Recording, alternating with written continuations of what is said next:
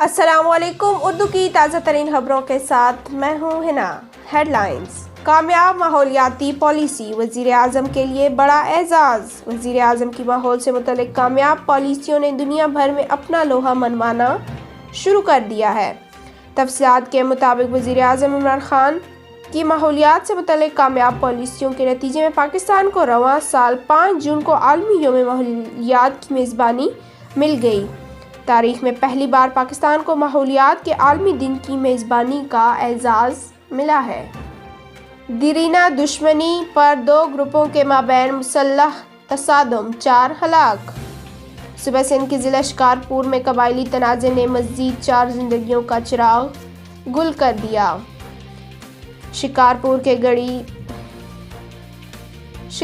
کے قریب گڑھی یاسین تھانہ حدود گاؤں شاہم مارفانی برادری کے 2 گروپوں میں سیاہ کاری کے دیرینہ تنازع پر تصادم ہوا۔ دونوں گروپوں نے آج ایک دوسرے پر اندھا دھند فائرنگ کی۔ فائرنگ نتیجے میں دونوں فریقین کے 4 افراد قتل ہو گئے۔ پنجاب میں کورونا کی شرح کم ترین سطح پر آ گئی۔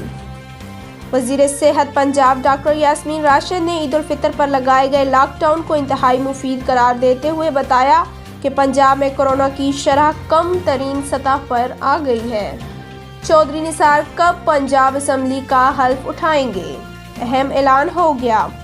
سابق وزیر داخلہ چودھری نثار علی خان کل رکن پنجاب اسمبلی کا حلف اٹھائیں گے۔